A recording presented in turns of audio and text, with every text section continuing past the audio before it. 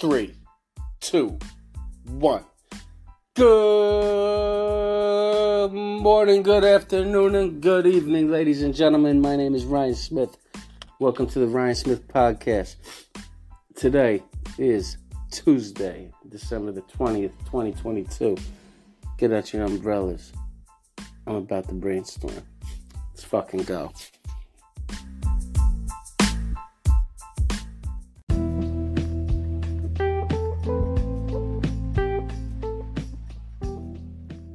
Guys, today I want to talk a little bit about journaling, right? This season's going to be different. I have a couple people that I am hoping are going to be regular guests. Who knows how it works out. Maybe I even make this into a two-man show. I have 2 or 3 people in my life that I'm excited about when I think about the possibilities of me and them just rapping for an hour about whatever topic. The logistics of how we do that and how we make it work are very simple. They're also very complicated, so we'll see. But that's going to all develop. What I decided is I decided to take the last 10 days of this 2022 calendar year, and since this is social issues and self-awareness category, I'm going to talk about some healthy practices, some self-help, some things that I think if you incorporate into your routine every day will make you successful. Today I'm going to talk about journaling. It's something that a lot of people do when they're younger and they lose it when they get older. Everybody that's a writer, whether they write television, movies, or books, they do this. That's interesting to me. Also, any philosophers, deep thinkers, people that have founded religions, they either have people writing quotes that come out of their mouth or they write themselves. And it made me think that there is a productive way to do this. It's not an exact formula, but like Don Juan, if you stalk your behavior, you can make it a productive formula. So it's my experience that the best art comes out of pain. So that's why a lot of the music that we love, you hear anger, you hear sadness, you hear heartbreak, you hear hopelessness. It's because pain produces art if you choose to take your pain and channel it that way. The easiest thing to do with your pain is to bottle it up and, put it in a soda bottle, carbonate it, shake it up until it's in there pressurized 600% higher than the pressure that bottle should hold, so it's at all times ready to explode. And that is your brain, and that is your demeanor, and that is the level of your anxiety. That is not the way to do it. So I'm going to talk about 3 things that I journal about on a regular basis. I don't know if they're right. I just know that they have a purpose that I thought of when I was in a good spot. Things that inspired, and I noticed that when I would write about them when I was down, it did something to my brain. And then when I was really down, I flip back through and read them. I find inspiration. So, we're gonna jump to a quick word from the sponsor Anchor here. Since this is our audio-only podcast on Anchor.fm, and I'll be right back.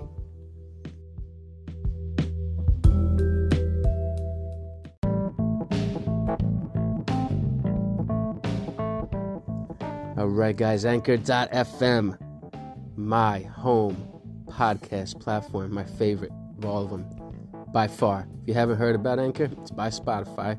It's their podcast wing. has everything you need in one place. Let me explain. It has all the tools you need to record and edit the podcast right from your phone or your computer. There's so much you'll see on YouTube about needing this microphone, that microphone. No, Anchor has it all right in the app. I'm telling you, the quality that it can pick up in your voice right from a normal phone, it's unmatched. No app I can download can record with the precision of Anchor. And when you're hosted on Anchor, you can describe your podcast on listening platforms like Spotify, Apple, Google,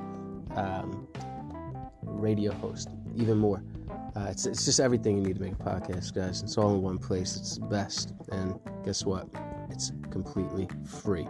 Download the Anchor app today or go to anchor.fm to get started. Once again, anchor.fm, that's ANCHOR.FM to get started.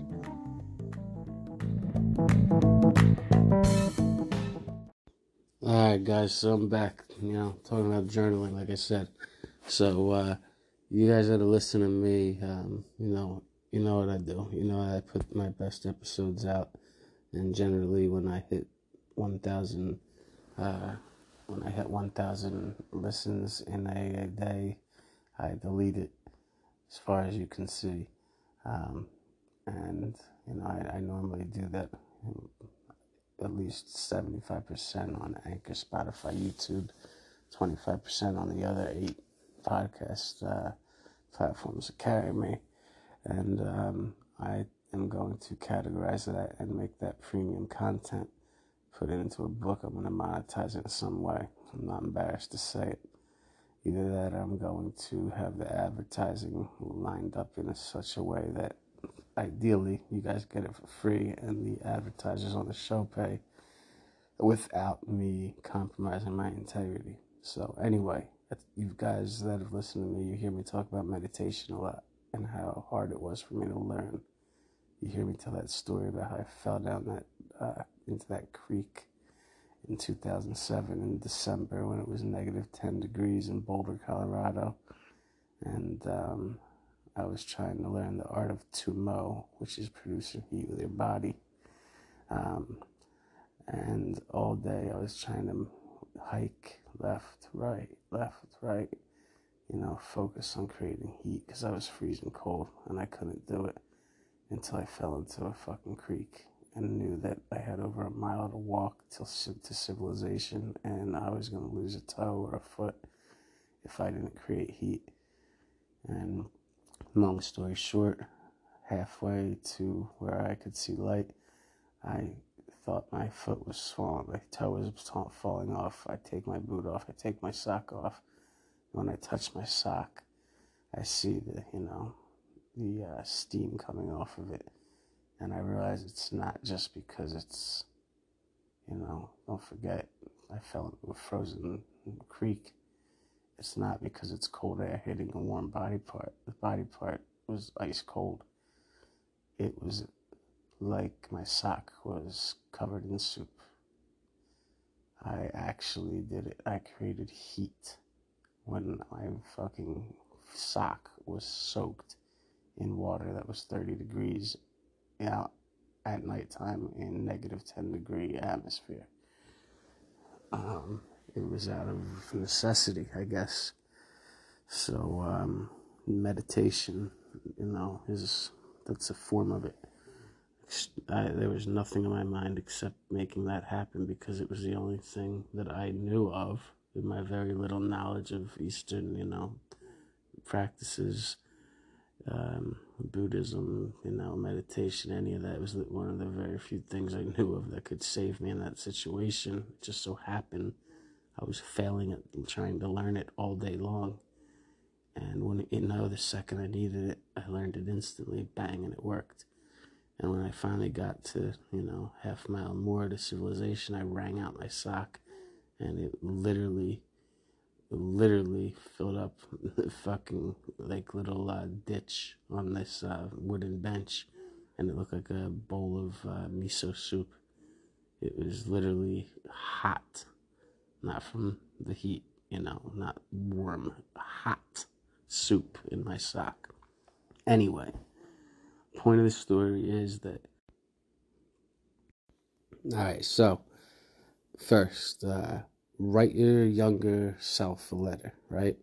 Just think back to, when you're a kid, right? Where did, where did you think that you would be when you're at your current age? What could you have never predicted that age, has happened to you?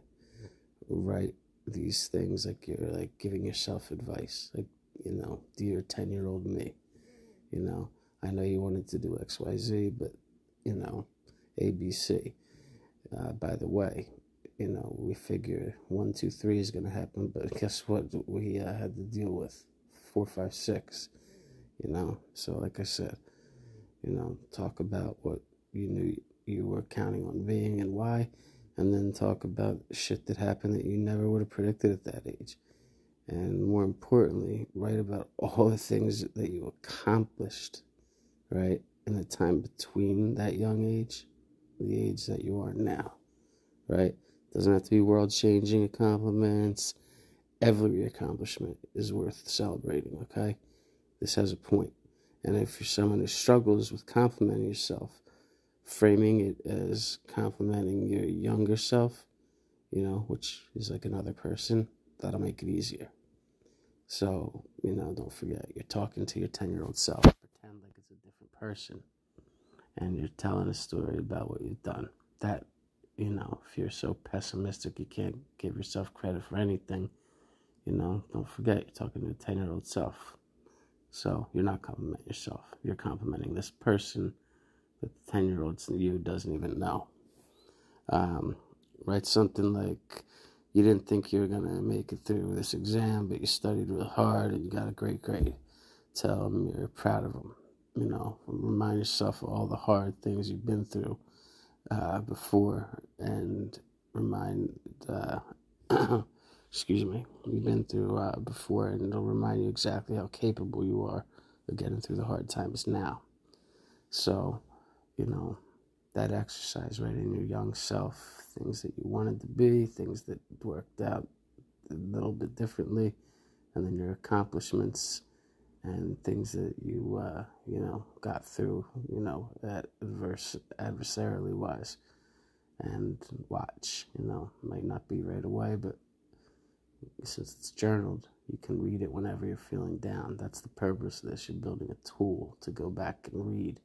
So ideally, whenever you feel down, you have a book to read that you wrote that makes you remember it ain't that bad. And your mind is a very powerful thing. Another thing that I wrote, write about the best meal you ever cooked, right? So think back to when you made like one of those best ever moments, when you accomplished, something real hard, or were really happy. Either one is something to celebrate, and a meal is an example, right? So you can swap it out for anything. Maybe the best meal you ever cooked was a traditional family recipe that you finally got right. You always wanted to make it like grandma. Finally, it tastes the right way. Think back to that time and how amazing it felt. Or if your best meal ever was a grilled cheese sandwich that you made your friend on the couch because they were bummed. Write about that. Simple. This all has a point. I know this sounds stupid, but just fucking hear me out. I promise you it works. Okay? And basically, what I want you to do is, for the next one is, I guess, write about why it felt so special to you, and remind yourself that it's your perspective and your unique you-ness that allowed that moment to come to fruition. Thank yourself for making the space for that happy memory. Okay? Then, write about your future self. So in this one, ask yourself, think about what what will your life look like in 3 years, 5 years, 10 years, right? What do you envision? What is your job, your neighborhood? What do you look like? Why? What do you envision yourself filling your future life with? Joy, love, fulfillment, why. Write about all those feelings. Describe your fantasy life, maybe, and why you want it to be your fantasy, why it's important now. What need or desire inside of each part fills. Because when you have a dream for happiness, it can help you push through when times are tough. All right? So it helps us remember that, sometimes there's something more that's waiting for us on the other end. And that if it feels all consuming now and that this hard time will never fucking end, that no matter what, it won't last forever, because just by journaling, you'll escape that, pessimism, even if for a second. All right. Next one, write a recipe for like a quick pick-me-up. All right. So this is going to be handy because you can flip back, like I said, on a really bad day. What makes you feel good on bad days? So, this might happen by accident. You realize on a bad day something happened that made you feel good. Write about it. Like I said, it could include a recipe for a favorite cookie, a favorite meal as a kid, a playlist that you listen to, one song that you listen to, one artist, list of hobbies like crafts, video games, anything that gets you out of your head, affirmations, whatever. Write about a new skill you're learning, okay? So this doesn't have to be anything big either, right? You don't need to be learning new languages or how to fucking, invent a flying car, sign up for a master's degree college class. No, maybe you just want to learn to make a perfect cup of, of coffee in a French press. And maybe you're only doing it by trial and error without actually, taking instruction from someone. It's still learning. All right? So, this prompt is just asking you to appreciate your capacity to grow at all stages in life. All right? So, try that out. Start there. Those are very simple things. Write to your younger self. Write to your older self. Write about accomplishments. Write about your favorite meal you cooked. Write about a new skill you're learning. And write about a quick pick-me-up. All right, so I'm going to talk about something called cognitive distortion. All right, so this is to do with kind of stalking your thoughts, but write them down as you're stalking them. This is going to more be thinking about, your thought process and what it is and what it means, but write it down as you're stalking it. All right, so here you go. If you're anything like me, there's been a time in your life that you are overthinking things, right? So there's a lot of thought patterns that we engage in. What we call these things, they're called cognitive distortions. All right, a cognitive distortion, it's a pattern of thinking that is faulty and or inaccurate. Here's some examples. Catastrophizing, which means fixating on the worst possible outcome of whatever you're thinking about. And that's what you're thinking about nonstop. Here's another one. Filtering, right?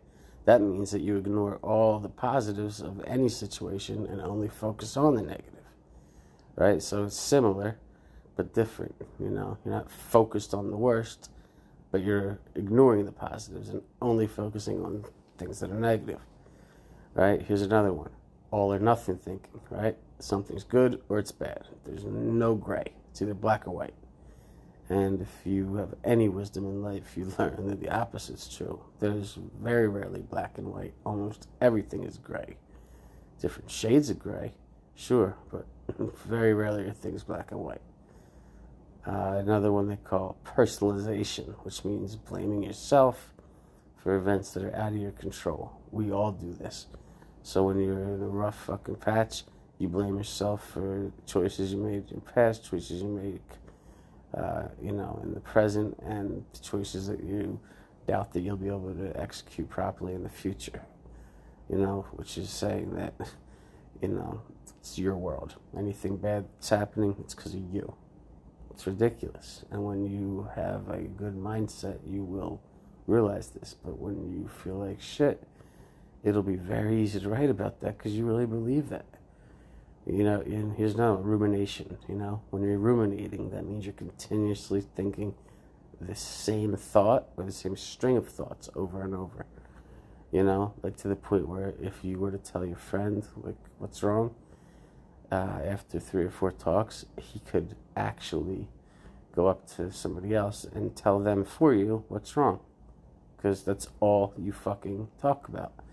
You just think about that same string of thoughts again and again and again and again.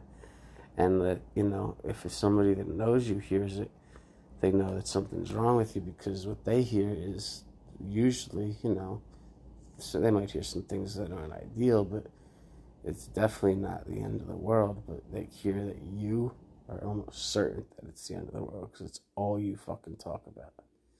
So overthinking can be related to these cognitive distortions, right? That's like the examples I just gave, where you just get stuck in a pattern of thinking that isn't based on fact. Instead of being able to recognize when these cognitive distortions come into play, they become so habitual to you that you don't even notice most of the time when it's happening. So, you know, what can you do when you're overthinking? Here's a couple tips, right? Notice when it starts. First step to doing anything about overthinking is to notice.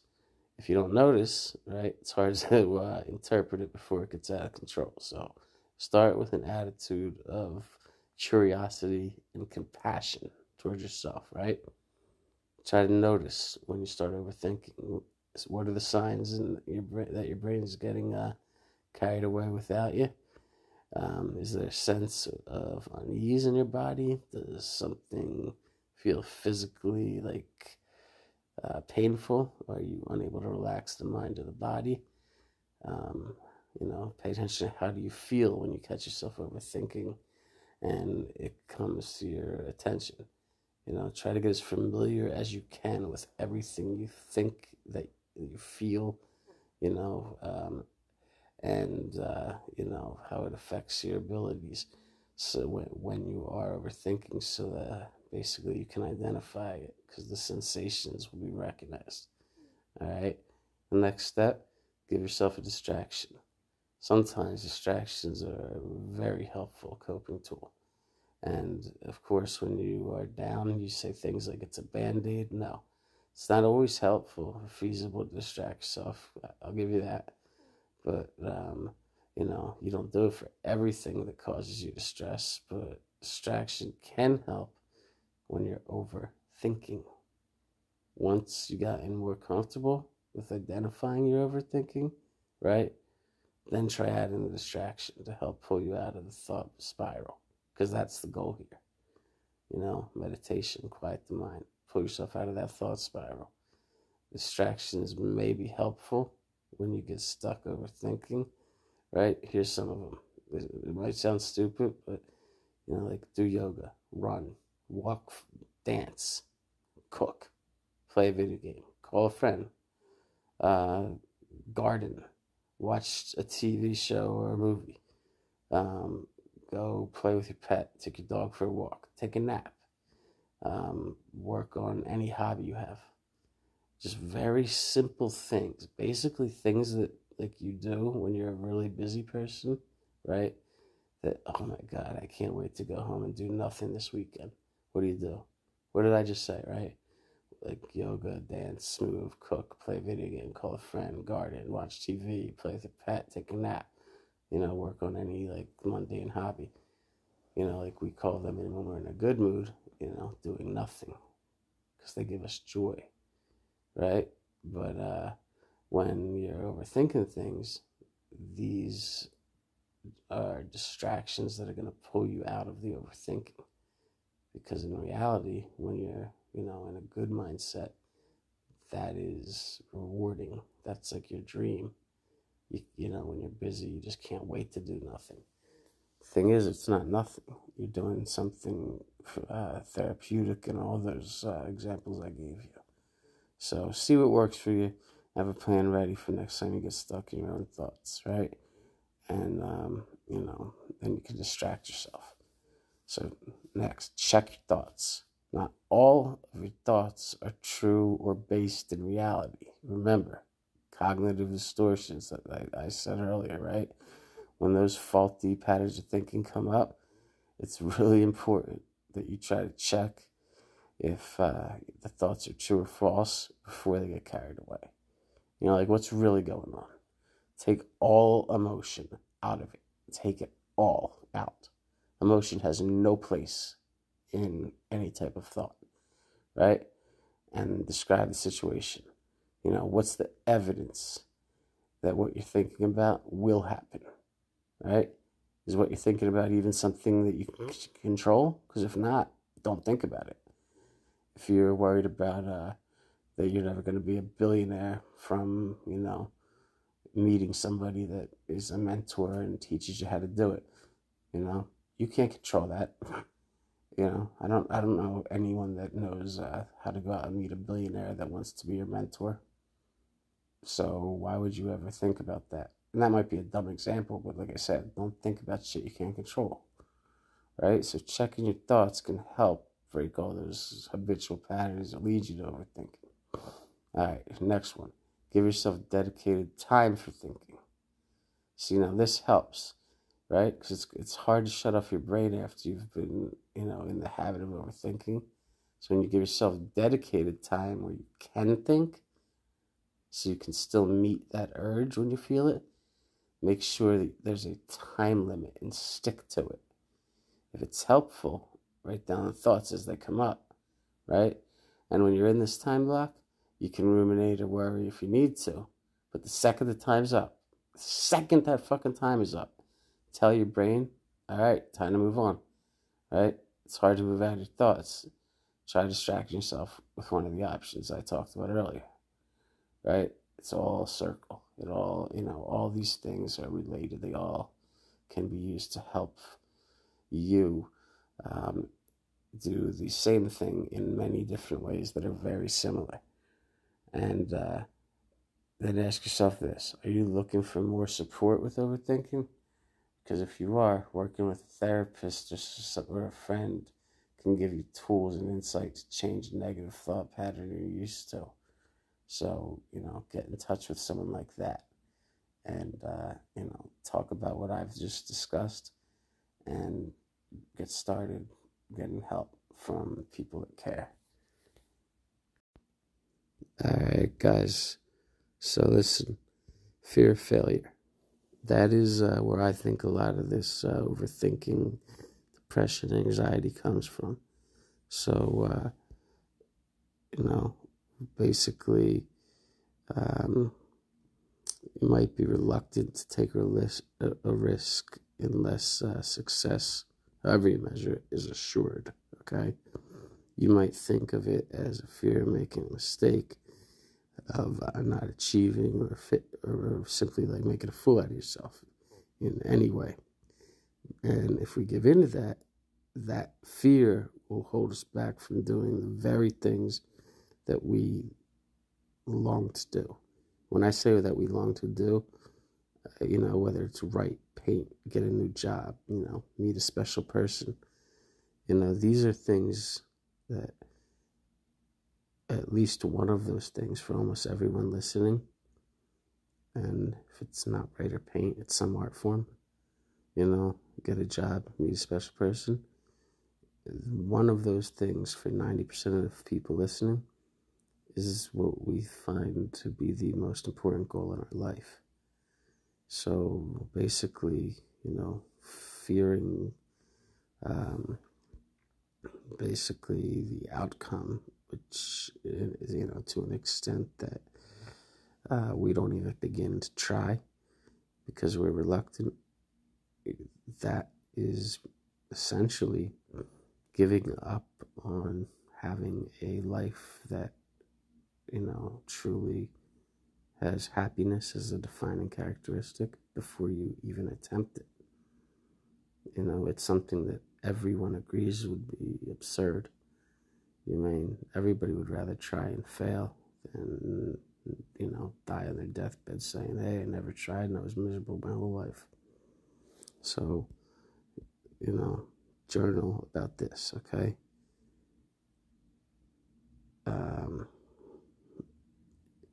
Fear of failure. First, define what it means for you to succeed at something. And then describe the opposite of that, which would be what? Failure. Where do you think you get these ideas about success and failure? That's topic number 1. So define success, describe failure, and then talk about why you think those two things equal success and equal failure. Number 2, all right? Reminisce. When was the first time you remember experiencing failure, right? And write about what happened. Who was involved? Why did it feel like failure? Did someone tell you that you failed? Was it a grade in school? Were you derided or made fun of? Did you try again or did you give up? And did you feel, awful afterwards? And, not just, yes, I felt awful. Describe, how did you feel afterwards? How did you feel awful if you felt that way? But pick a word to describe how you felt. And, after you pick that word, get a little deeper and explain what it means. However you felt, explain what it is. All right, next, do that word association exercise, right, with the word failure. So write the word at the top of a piece of paper, in the journal, right? And then write the first word that comes to your mind. And then continue writing words as it comes to your mind after that without censoring in any way, right? Just like failure, right? Let me show you. Failure. Losing all your money. Losing your best friend. Losing a dream girl. Getting fired. Having your parents think that you're a loser. Getting put in jail. Not getting promoted. And keep writing as many things as you can until you can't write anymore because you can't think of anything else. And what you'll notice is your brain is quiet, right? One of the goals, the most difficult things to accomplish, quieting the brain. Do that. That's a way to quiet the brain. Face your fears, okay? And basically, how do you feel when you read them after your brain quiets? And then go to the next page, write success on the top, and do the exact same thing. Write every single word and, do it for about 10 minutes on the topic of success. On failure, do it until you can't write anymore. And success, 10 minutes. See which one's longer, all right? And what do you notice about how you feel when you read the words after you've done both? All right, so do the failure page, do the success page, and then write about how you feel after you've done both. All right, next, describe a time, right, that you're so afraid to fail that you decided that you're not going to attempt something new, and describe a time that you were afraid and you did attempt whatever it was that you had in mind anyway, and talk about what the result was when you were afraid to fail, so you decided not to try. And then, talk about what the result was when you were afraid to fail, but you did it anyway. You tried anyway, right? And, so just like the success and failure page, you have two different, two opposites. And the third page, talk about, what the results were each time and what made the difference for you the second time that made you decide to go ahead and try and make that effort. All right? I'm getting somewhere with this. I'm going to tie it up, I promise. This all has a point. And you'll probably, if you're doing it as you're listening, you'll realize it. All right, the next one. Is failure subjective or objective? Meaning, guys, just, in case you don't know, subjective, pain is subjective, right? The doctor says, all right, does your arm hurt? Yes. How bad does it hurt on a scale of 1 to 10? It's a 10, Let's imagine that everybody could be given the same injury to their arm, and it could hurt everybody the exact same way. But they rate it on a scale of 1 to 10. Everyone's going to rate it different because of pain tolerance. Pain is subjective. Objective, on the other hand, is everybody gets their arm cut off. And, it's obviously painful to get a limb cut off, so it hurts.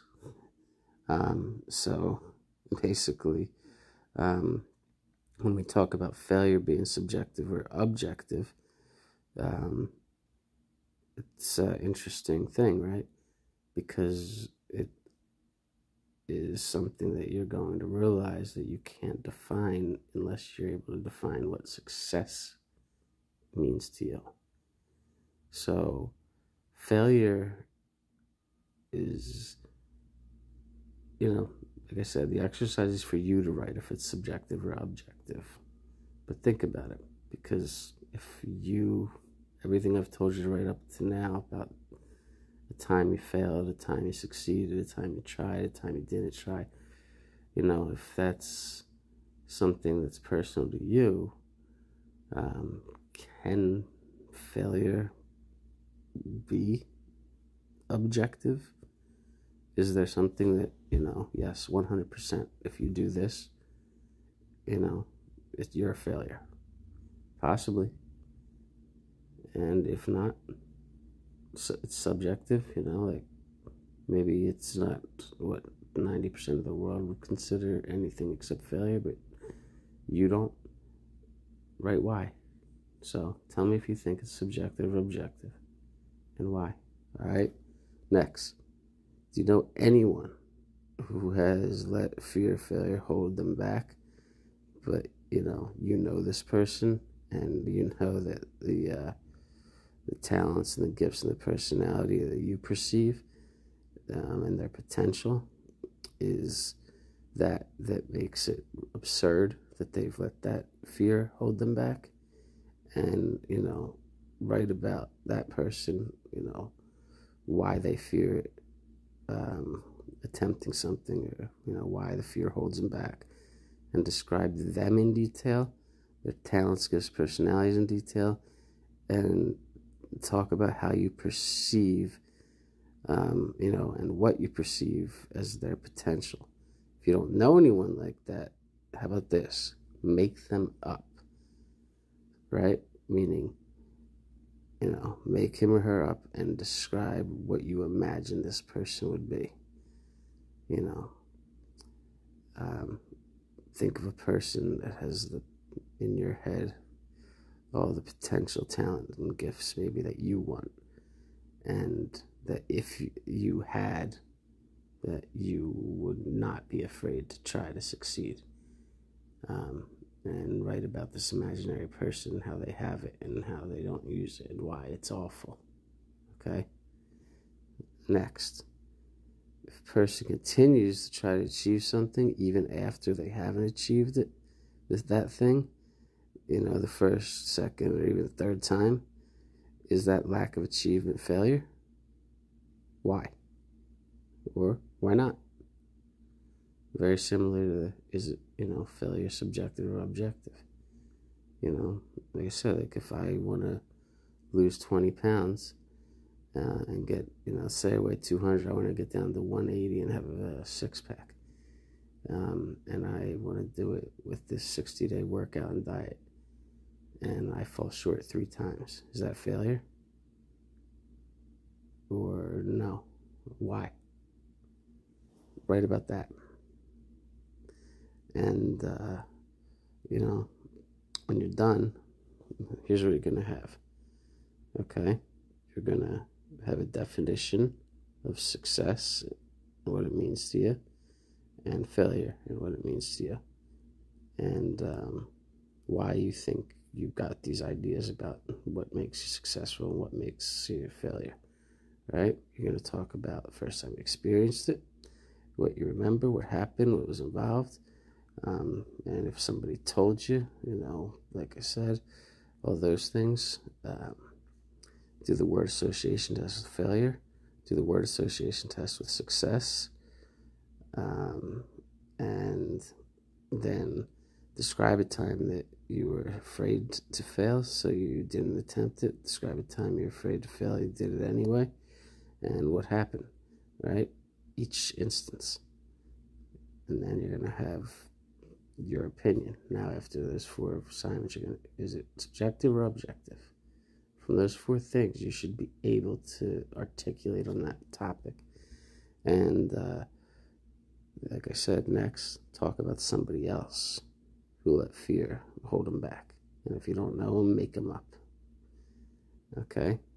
And like I said, last but not least, tell me what you think if a person keeps trying to achieve the same thing and not accomplishing the goal. Are they a failure? Because they tried, once failed, tried twice failed, tried 3 times failed. Are they a failure? Because there's a lack of achievement? Why?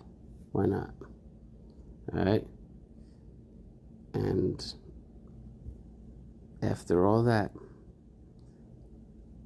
write a summary page of what you've learned about success and failure. Alright? And this journal, I'm going to give you more assignments. I'm going to do this once every month, because everybody gets in these funks. And journaling is something that I think should be part of everyone's life every day. But this is what I think that we should focus on when we feel down. I can't explain what it's going to do until you do it. And I'm not going to tell you why it will make you feel better. I'm not going to tell you if it will make you feel better. I'm going to tell you that the perspective you gain will be interesting and informative. All right?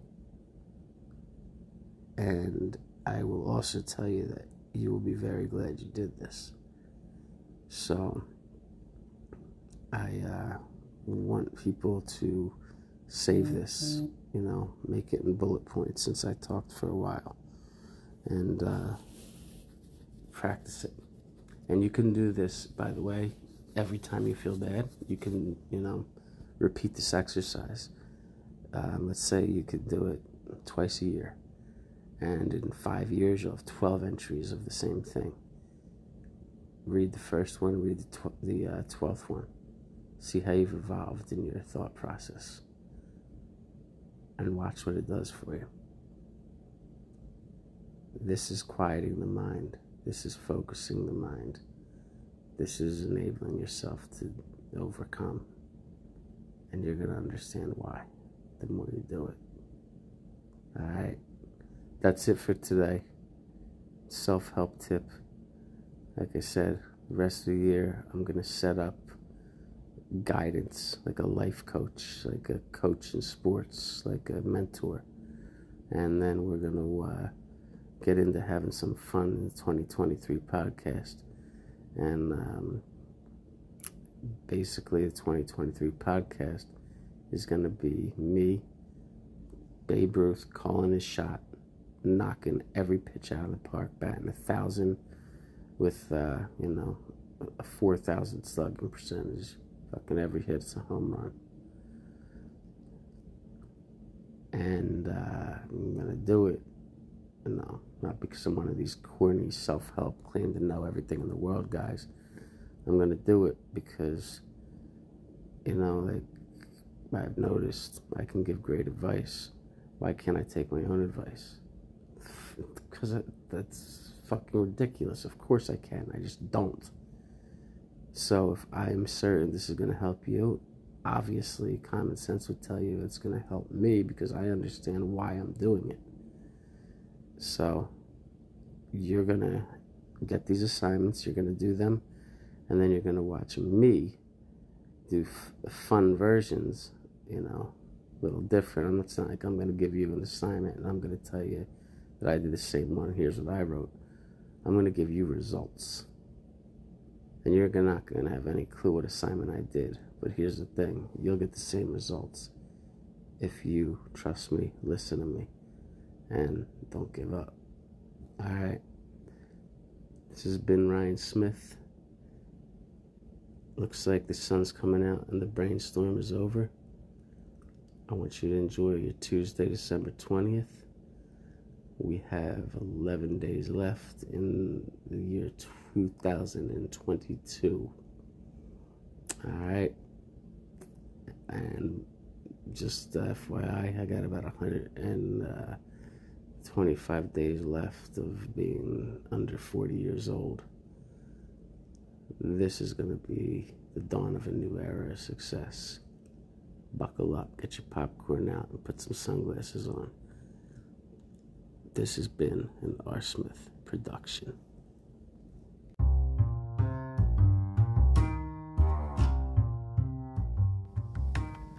Thank you for listening. This has been an L.R. Smith production. Good night, bitches.